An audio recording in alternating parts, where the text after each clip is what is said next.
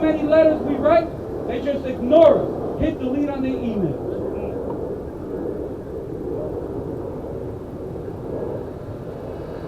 I'll let you all know this. I am a Lutheran. My denomination was built off resistance. When are we going to rise up and resist? And what does that look like? Why are we continue to put up with places like this? Places like that? The Tully House, the Arbor House, the Broadway State, the Northern States, the Trenton State. How long are we going to put up with these things?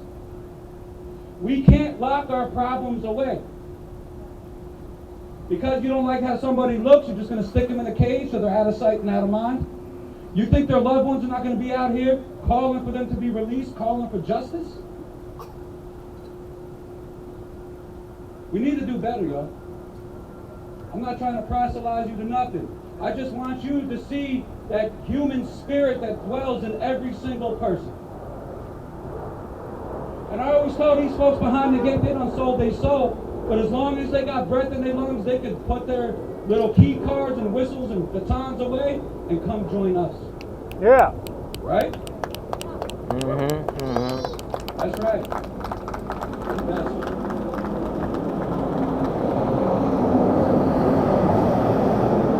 And it sounds a little tired, but we've been out here 3 months, Arcane. 3 months. 3 months. And we're still out here. I know we'll be out here probably another 3 months or more.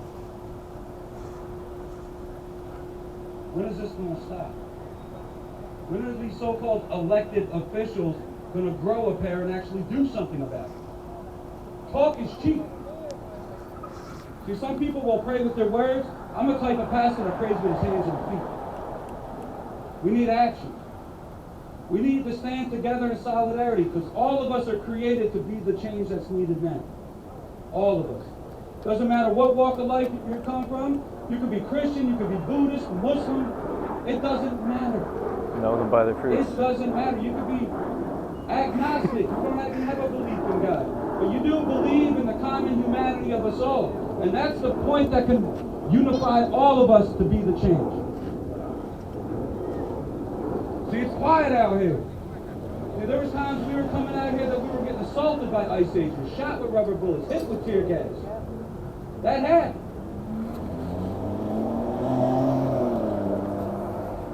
How long does it happen? That's right. I'm tired that we have to lose our siblings to state violence. Yep. Everybody behind this wall, behind us, and in the green monster over there are being treated less than human. That's the way the Constitution wanted it, wasn't it?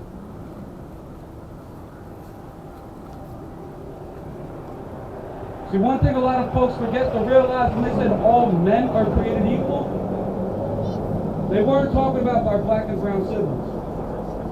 Because in that same Constitution, it classified them as 315.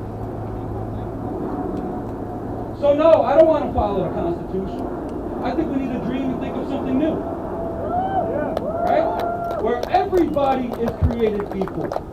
Not just that white Anglo-Saxon male. And that's what the Mitch McConnells and all of them talk about. They're looking for that, their time in Mayberry, right? They're trying to take it back to the good old days. Nah, we ain't gonna let that happen. Because through us, change can happen. Through us, true revolution can happen. Alright? And I'm not telling you to have any violence in your heart. And I'm also not telling you to stand idly by either. That's up for you to make that decision of what you're comfortable with doing. But I want you to know, as a man of faith, I stand with you. Because I find God here. I don't find God in churches. I don't find God in seminary. I don't find God in the higher institutions or with people of power. I find God here and now. Amen, whether man. I'm fighting ICE agents, whether I'm fighting local police, whether I'm fighting my own institution for their racism, I fight them all.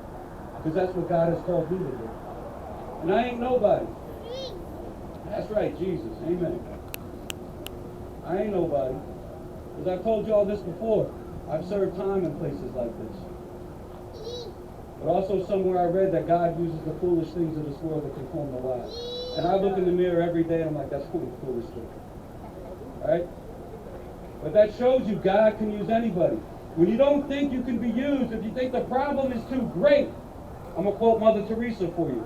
She said it's not the great things that you do, but the small things you do with love that affect true change. Change your community where you're at. Change your old crazy uncle that loves Trump. Right? Those are the ones we got to come at. We got to start in our own circle so we can expand. And I hope and I pray that next time we meet next Monday, same bat time, same bat channel, bring somebody with you. Let's grow this movement. Let's make them uncomfortable. Let's make them uncomfortable. Yeah! I'm going to shout out to Gabby. I got nothing but respect for you, girl. Her husband organized the hunger strike, Martine Soka. And she's been by his side calling for justice for this place and for Elizabeth. I see you. I'm humbled by your presence. You inspire me to keep on keeping on. So thank you, Gabby. So, now I'm going to hand it over to our good brother Martine. No justice! No peace! No justice! No peace! No justice! No peace! K-Dubs. So we heard this poem before. First they came. We heard that before? First they came? Yeah. It says, first they came for the socialists. And I did not speak out because I was not a socialist. Then they came for the trade unionists. And I did not speak out because I was not a trade unionist. Then they came for the Jews. And I did not speak out because I was not a Jew. And then they came for me. And there was no one left to speak for me. Growing more people, right? Oh, yeah. I think a lot of people come on Monday nights for the visual. And for that, I'm grateful. This was a poem written by a preacher, Martin Niemöller, a German Lutheran pastor who initially supported Hitler's rise. For like the mayor or the governor to He supported it use the police for his various reasons. Oh, they're doing that. They just And sent a later certified letter. opposed Nazi I can send you the thing on Instagram. I just don't have my phone on me right now. And some of us don't care until it The starts certified letter focusing from a group on our of own house. concerned And citizens that's that why you we probably see find some of amongst these us right Trump now. supporters now, they're saying, They put "I together a didn't know it letter was going to basically be issuing this bad." demands to Mikey Sherrill He to was build some imprisoned campaign promises, by but the as well as Nazi like demand like a concentration full camp from comprehensive like health 1937 inspection of the to facility. 1945. I forget the other ones, but And after the I'll war, send it to you. Yeah. He repeatedly confessed that German Christians, including himself, have failed to morally by remaining silent when other groups were persecuted, killed, and murdered. Does it sound familiar, folks? Yep. I know we have faith leaders out here, but there's thousands of voices who have been silent. There's thousands of churches who just remain quiet. Thousands of masjids who just act like this is non-existent. So many synagogues and temples who are trying to normalize our innocent brothers, Jose, being murdered by the state. Is it because they haven't came for them yet? And those of us who are gathered here, we know that we don't want to wait until it comes for us. But in America, we have a whole history of folks just worrying about themselves and not others. Just look at the black community. For centuries, the black community has been under attack. And you see under this administration that affirmative action was a target as a result of black voices. and family. DEI was associated with being black. You had this administration trying to tell corporations to not hire black people and not honor their promises, like Target, who promised to invest in the black community. But way before that, black people have been at the center of state violence, state mass incarceration, police brutality, and killings that have been recorded with old school cameras. And the question is, have you said anything? Have you stand in solidarity with your black neighbor? Have you stood side by side as they told you time and time, we live in an anti-black country and I'm frustrated? Or did you just gaslight them? Tell them it's going to be okay. Do a fake prayer for them and tell them to move on along the way.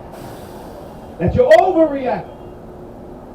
And so many black people have heard that all time and time again. And this is the truth that some of them don't come out because they said, well, their backs was against the wall. We're worried. And we see the same thing when they came for women, stripping women of their right to choose at the highest level. The attacks on affirmative action in DEI was actually an attack on women, because women were the ones that were benefiting from some of these programs. But did we say anything? Were we an outrage? Or did we do business as usual? This administration just recently came again for the disabled community. They said that if you are disabled, you should be locked up and put away. And we're normalizing that if you're not an able body, you are worthless to our society. And that the facilities should not be prioritized for the disabled. Some of us are not disabled.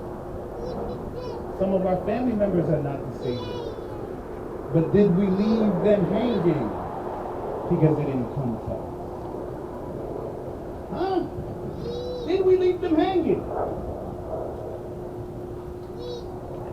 And then they came for the children. We have a global network of billionaires who are raping, murdering, and trafficking children around the whole world. Where is the outrage? Boo. Where's the anger? Where's the burning down in your soul? We let these kids who have no power be trafficked like animals on video, on email, and the current president is trying to hide it. Every single sector is responsible for these children being free. How many posts did you make? How many letters did you send your congressmen? How many petitions did you have? How many rallies did we get? Why? Because some of us said, because it's not my child.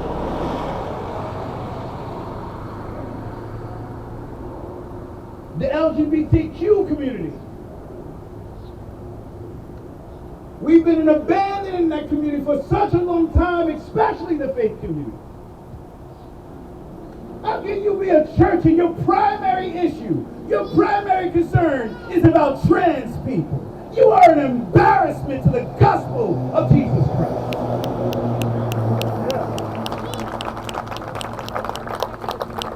Your whole church is being defined by a political movement rooted in hate. Taking marriage equality. Targeting them in every single message, making them feel like less than human beings when they are our sisters and our brothers and our siblings. just trying to live in dignity.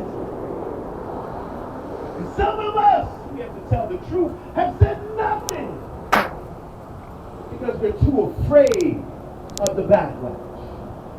Too afraid what people will think about us. Too afraid of what the church will say, what the masjid will say. But they're coming for them.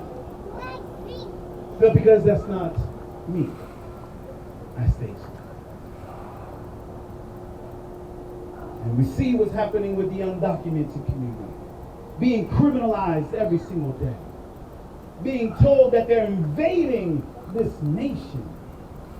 And other nations around the world have been taking the same language and calling people invaders who we've ruined their homes. We've bombed their places. We've assassinated their leaders for the sake of profits. Bomb schools. And have we said anything? We see the same thing in the Asian community. Affirmative action, DEI. Those were programs that benefited the Asian community. And we've seen a massive decline in enrollment at some of the elite academic institutions.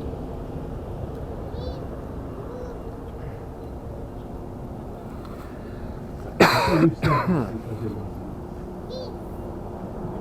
and look at now, we said that our veterans are the most important people. They serve this nation. We do those festivities, we shoot the guns in the air, we lay down roses, and we say, respect the veterans. Oh, man. But when the veterans spoke out, we beat them down. We locked them up. When they spoke out on Capitol Hill, we dragged them out. We beat them down. We had veterans here with us, being slammed by ICE and being dismantled. We're so selective with our outrage. And look at those who are active military. Look at the USS Liberty. Anybody heard about that story? Yep. We got the Navy stuck in the middle of the ocean. Toilets not working. Food not being delivered. Being deprived of basic human dignity. And some of us have said nothing. But don't you see the pattern, folks? It's not an attack on black people. It's not an attack on the LGBTQ community. It's not an attack on the Asian community. It's not an attack on any individual community. It is an attack on all of us. Amen. Amen. And the way they keep us silent is that they target individual groups. And to my white folks in the building, look at what's happening with white people around this country. Healthcare, cut. Social Security, cut. Medicare, getting cut. All the social safety nets, cut. And when you get mad, they blame the black ones, and the undocumented ones, and the Asian ones. Amen. The point Empanada? of this Chicken and vegan empanadas? The vegan Yeah, empanada. the mushrooms are really good. when the choir here, the I would choir needs to say go thank out you. and preach to the other choir, and preach to the people. Oh my word. I'll just use my fingers. There's a Oh, napkin right here. Oh. There's those white napkins too. Those are clean. I just To put those. defend Thank you. people. I'll grab You all take more of than them. one. Not I'll just take the There's one. a yuca underneath too. There's what? Yuca underneath. Oh, dang. And if we only wait till it happens to our people, we are part of the problem. Oh, you go. I'll take you. The Prophet Muhammad, peace be upon him, I love his message in the Quran. Thank you. Thank you. You can find this in the Surah 4:135, and he said, "O you who believe, stand firm for Thank you. injustice, Thank you. as witnesses for Allah, even if it is against yourself, your parents, or your close relatives." And the Quran teaches us